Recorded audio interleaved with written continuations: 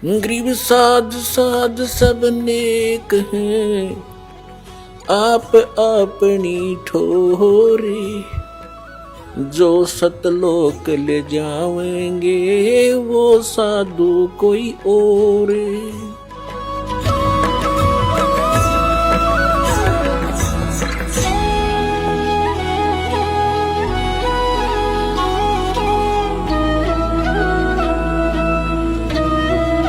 पुण्यात्माओं, दास के इस प्रयत्न को निंदा या किसी का वो नहीं समझना, एक परोपकार समझना। कई भक्त कहते हैं आपके गुरुजी जो है निंदा करते हैं दूसरों की, नहीं। जैसे एक बार किसी ने 500 के नोट नकली छाप लिए और वो ठग रहा था जनता को।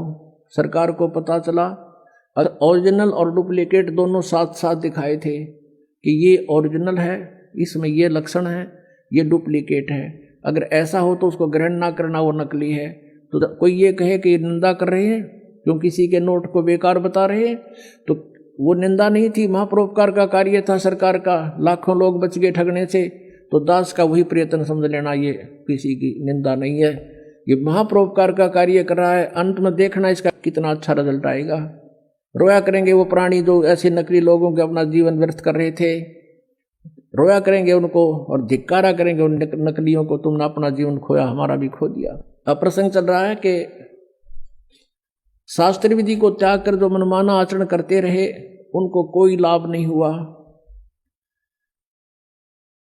अब किसी भी संत को देख लीजिए, फिर 12 वर्ष तो नानक साहब जी ने इधर उधर जा करके प्रचार किया प्रभु का तत्व ज्ञान का। फिर 16 वर्ष तक अपने घर पर रहकर खेती की, जैसा भी वो कर सकते थे उसमें, और अपनी भक्ति भी की। कोई उनके पास आ जाता था, उनको तत्व ज्ञान समझाते थे, लेकिन सतनाम नहीं दिया किसी को। अपने आत्माओं कई कारण होते हैं। कई भक्त ये भी सोच बैठेंगे कि भाई नानक साहब जी ने फिर नाम नहीं दिया तो उनके साथ जो अनुयायी बने हैं, सिख समाज बना है, तो उनका तो जीवन व्यर्थ हो गया। उनका जीवन व्यर्थ नहीं हुआ। कारण क्या था? जैसे उन्होंने एक ऐसी विधि बता दी, पुण्यात्माओं, हम कोई एक दिन के जन्मे नहीं हैं, हम कोई एक जन्म में ही, इसी जन्म में हम ये दुख या कष्ट नहीं भोग रहे हैं, असंख्य जन्मों से हम कष्ट उठाते हुए आ रहे हैं, असंख्य जन्मों से।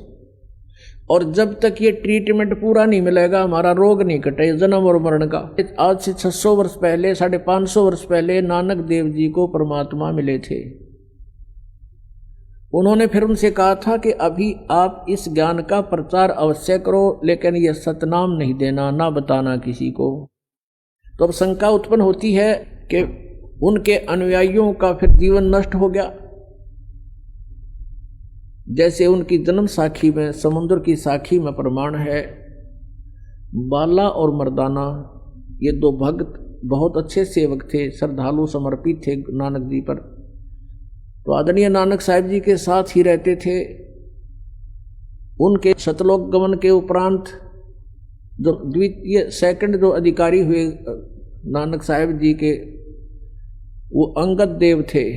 उन्होंने बाला और मर्दाना से पूछा कि आप उनके साथ रहते थे, गुरुजी कैसी क्रियाएं करते थे, कैसे रहते थे, वो सब कथाएं सुनाई।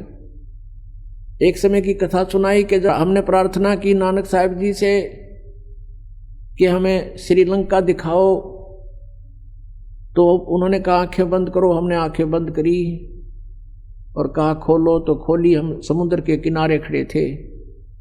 आदरणीय नानक साहब ने कहा कि मेरे पीछे पीछे आ जाओ इस समुद्र के ऊपर, जल के ऊपर, और वाहे गुरु बोलते रहना।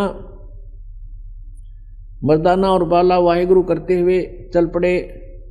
जब मर्दाना ने देखा कि गुरुजी तो ओम सोहम का जाप जप रहे हैं बोल बोल के, तो मर्दाना भी ओम सोहम कहने लग गया। वो जल में डूबने लगा। आदरणीय नानक साहब ने कहा कि मर्दाना तू मेरी नकल ना करे, मैंने जो कहा तू वही बोल। मर्दाना फिर वही वाहेगुरु वाहेगुरु करने लगा, फिर जल के ऊपर थल की तरह चल पड़ा।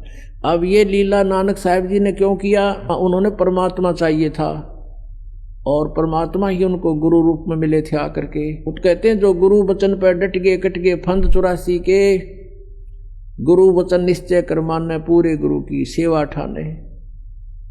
तो वो संत थे, उन्होंने अपना कल्याण करवाना था, जगत से कुछ नहीं लेना था। अब यहाँ थोड़ा सा प्रमाण आपको दिखाते हैं। पुण्यात्माओं, ये अध्यात्म ज्ञान है, जब तक आप इससे ओतप्रोत नहीं हो जाओगे, आपका मन टेकन ना दे तुमने, आपके मन के सारे शिकंजे काट देने, सबकी ये खत्म कर देने इसकी सारी बकवाद, ताकि वो सेट हो जाए और आपने तंग ना करे, भक्ति कर लेने दे। इसलिए सब प्रमाण उन महापुरुषों के दिखाए जा रहे हैं, ताकि ये मन बकवाद छोड़ दे और आपका सहयोगी हो जाएगा। और जब ये आपका सहयोगी हो जाएगा, यो काल का एजेंट है, इसकी स्पीड बहुत जबरदस्त है, फिर यो इधर भी डूंडा उठा देगा।